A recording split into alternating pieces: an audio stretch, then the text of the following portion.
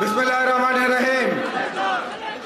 শ্রদ্ধাভাজন সভাপতি জনাব মির্জা আব্বাস, অত্যন্ত শ্রদ্ধেয় আজকের অনুষ্ঠানের প্রধান অতিথি জনাব মির্জা ফখরুল ইসলাম আলমগীর, মঞ্চে উপস্থিত জাতীয় স্থায়ী কমিটির সম্মানিত নেতৃবৃন্দ, সহযোদ্ধা, প্রিয় বোন এবং ভাইয়েরা, আসসালামু আলাইকুম। দীর্ঘ সময় বক্তব্য হয়েছে।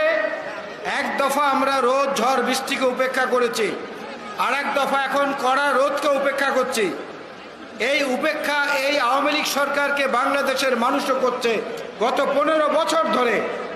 তারপরেও নির্লজ্জ বেহায়ার মতো জাতির ঘাড়ে চেপে বসা এই জগদ্দল পাথর সরাতে হবে।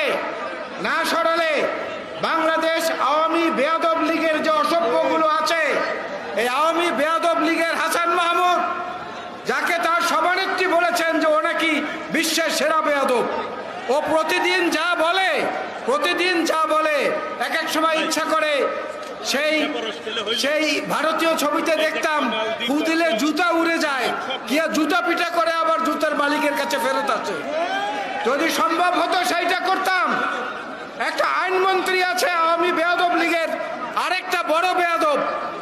এই বেয়াদবটা এখন ডাক্তারি করা শুরু করেছে, এই ডাক্তার জাহির ভাইদের ভাত মারা শুরু করেছে। ওই বেয়াদব বলে সেখানে বেগম খালেদা জিয়ার সুষ্ঠু চিকিৎসা হচ্ছে, এই জন্য তিনি ধীরে ধীরে সুস্থ হয়ে উঠছেন। আইনমন্ত্রী সবচেয়ে বেশি বেআইনি কথা বলে। আমি বলেছিলাম কোনো এক মিটিংয়ে, আমরা ছোটবেলায় ঠাকুরমার ঝুলির গল্প পড়েছি।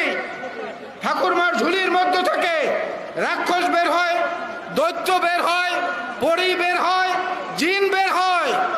আর আমাদের দেশে একটা ঠাকুরমা আছে, এই ঠাকুরমার ঝুলি থেকে পাপিয়া বের হয়, এই ঠাকুরমার ঝুলি থেকে সম্রাট বের হয়, এই ঠাকুরমার ঝুলি থেকে মতিউর বের হয়, এই ঠাকুরমার ঝুলি থেকে বেনজির বের হয়। আবার একটা অ্যাসোসিয়েশন দাঁড়ায় বেনজিরকে বেনজির ভাবে সমর্থন দিয়ে বিবৃতি দেয়, সাংবাদিকদেরকে হুমকি দেয়। এই অসভ্য আওয়ামী বেয়াদব লীগের খপ্পর থেকে দেশকে বাঁচাতে হলে যার উপস্থিতি অপরিহার্য, তিনি হচ্ছেন দেশনেত্রী বেগম খালেদা জিয়া।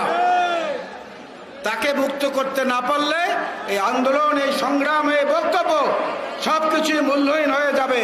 তাকে মুক্ত করতে পারলে আমাদের দেশনায়ক তারেক রহমান দেশে ফিরতে পারবে।